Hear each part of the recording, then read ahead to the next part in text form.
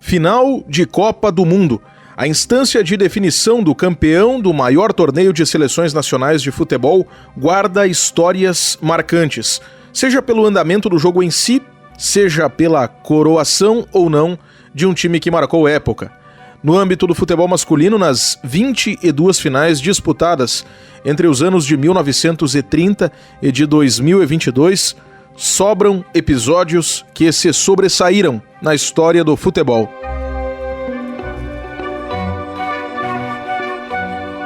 Eu sou o jornalista Diego Brião e o Estação História é uma produção RWCast, que é a central de podcasts do Grupo Rádio Web. Te convido para, a partir de agora, relembrarmos as finais da Copa do Mundo de futebol masculino. Reviravolta no placar e emoção. Este resumo, que cabe a tantas finais, foi realidade já na primeira edição do torneio. Em 1930, o anfitrião Uruguai venceu a vizinha Argentina na final. O placar, 4-2. O local, o Estádio Centenário, localizado na capital Montevidéu. Os uruguaios arrancaram em vantagem com o gol marcado pelo atacante Pablo Dorado no minuto 12 do primeiro tempo. Ainda nos 45 minutos iniciais, mais 2 gols foram feitos, ambos argentinos, pelo meio-campista Carlo Peuccelli e pelo atacante Guillermo Stabile. Virada dos visitantes, mas ocorreria a revirada da seleção local. Os atacantes Pedro Sea e Victoriano Iriarte fariam mais 2 gols até a metade do segundo tempo. Já nos minutos finais, o também atacante Héctor Castro marcaria para o Uruguai o último gol da primeira Copa. 4-2 para a seleção dona da casa, e que foi a primeira campeã da história dos mundiais de seleções. Histórias assim se repetiram muitas vezes ao longo das décadas seguintes. Final da última Copa, por exemplo, 2022, foi um jogo espetacular, que poucas vezes eu vi numa Copa do Mundo, né? Um 3-3 numa final, que normalmente é um jogo amarrado, e uma disputa por pênaltis, né? Essa final já entra para a história das Copas do Mundo e sempre vai ser lembrada, né? Agora, eu não posso deixar de falar das finais que o Brasil foi campeão, e eu cito especificamente a final de 58, que é a final em que Pelé e Garrincha conquistam o mundo, a final de 1970, que eu acho que é o jogo que eu mais vi e revi na minha vida, que é um jogo brilhante, golaços, né? E o desfecho, o gol do Carlos Alberto, é um lance espetacular, um lance de conjunto que mostra que aquela seleção brasileira, além dos valores individuais, era uma seleção muito forte no conjunto. E para fechar, a final de 1994, que é um jogo ruim, é um jogo muito morno, é um jogo com poucas chances, mas para mim tem um sabor muito especial porque é a primeira vez que eu vi o Brasil ser campeão do mundo, né? Então, a final da Copa do Mundo mexe com memória afetiva, mexe com futebol bem jogado e é um jogo que marca as nossas vidas.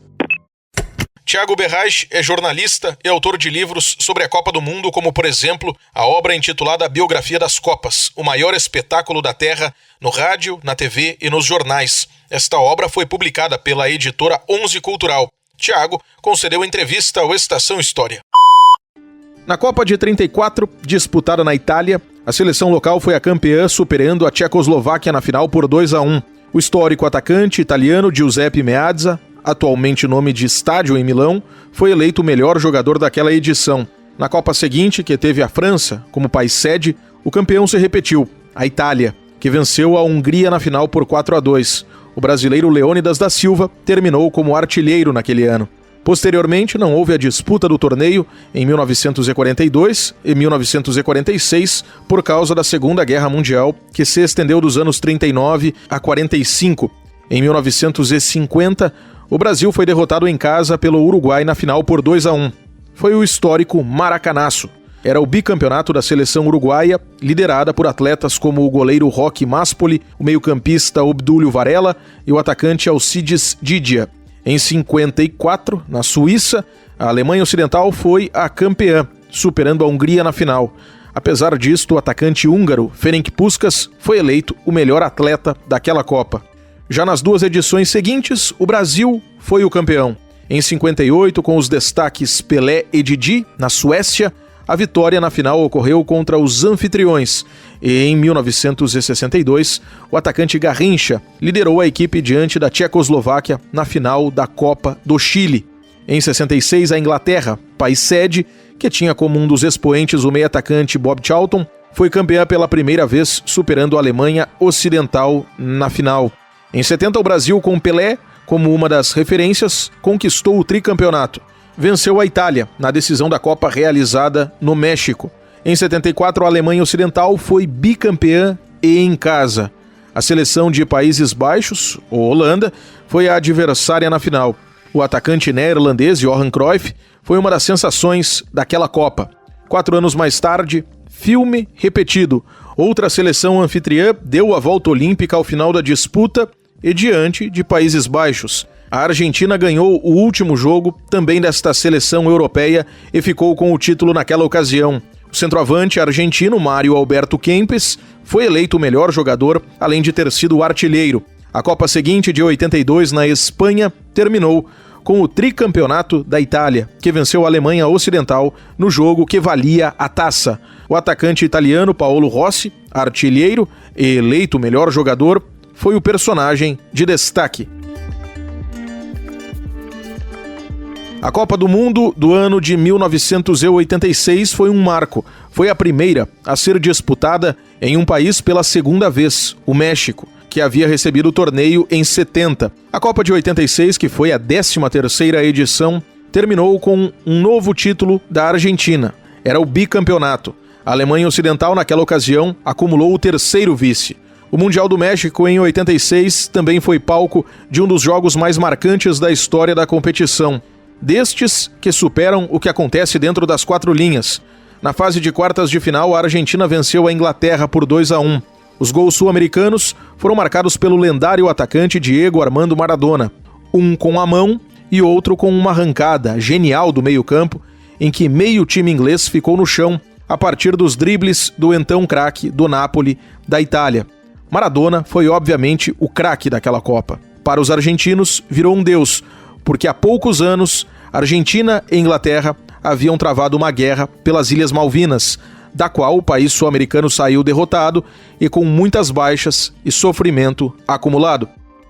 As edições 4 e 44 do Estação História abordaram aquela partida disputada entre a Argentina e a Inglaterra, além da Guerra das Malvinas, respectivamente. Confira! Na Copa de 1990, a Alemanha Ocidental deu o troco nos argentinos pelo que aconteceu 4 anos antes, em 86. Esta equipe europeia superou a sul-americana na final e chegou ao tricampeonato. Os gols decisivos do lateral esquerdo multifuncional Andreas Brehme foram essenciais para o título alemão se concretizar. Em 94, nos Estados Unidos, o Brasil ganhou o duelo com a Itália na final e chegou ao tetracampeonato.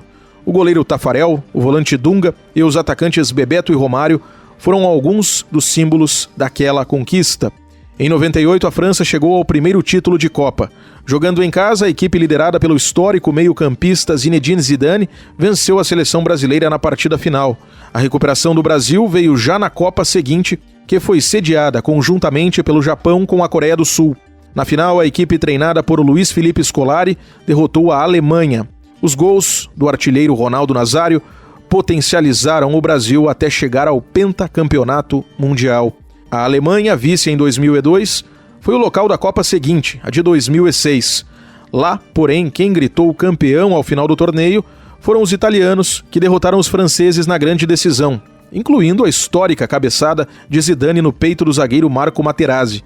Apesar da expulsão na final, Zidane foi eleito o melhor jogador da edição de 2006 do Mundial de Seleções. A Copa de 2010, realizada pela primeira vez no continente africano, especificamente na África do Sul, terminou com o inédito título da Espanha. O que não foi novidade foi a seleção vice-campeã. Países Baixos, outra vez. Era a 3ª medalha de prata para esta nação. Já os espanhóis encantaram o mundo com o talentoso meio-campo liderado por Busquets, Xavi e Iniesta. Em 2014, a Copa realizada no Brasil terminou com o tetracampeonato mundial da Alemanha. Outra vez, assim como em 90, a Argentina foi a vice desta seleção europeia. A derrota mais pesada do Brasil, na semi, por 7-1 para a Alemanha, foi outro dos símbolos daquela edição. O goleiro Manuel Neuer, o meio-campista Toni Kroos e o atacante Thomas Müller foram alguns dos destaques daquela seleção alemã.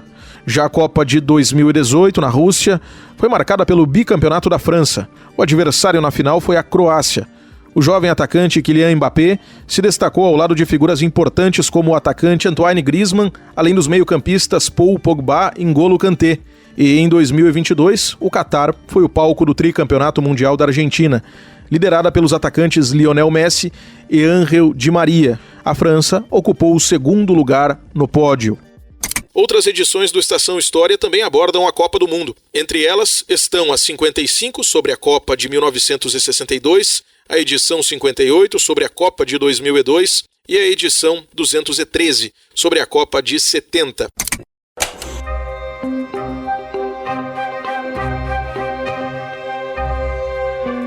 Este foi o Estação História de número 268. Origens das informações utilizadas ao longo desta edição: Federação de Futebol Internacional Associado, FIFA, Confederação Brasileira de Futebol, CBF, e a entrevista concedida pelo jornalista e escritor Thiago Berrais. Grupo Rádio Web, produção e apresentação Diego Brião, edição Mário Melo, coordenação da RWCast Rafaela Martinez, gerência de conteúdo Mariana de Freitas e direção de jornalismo Daniela Madeira. Nos principais agregadores de podcasts nas quartas-feiras é possível ter acesso às novas edições. Até a próxima recordação.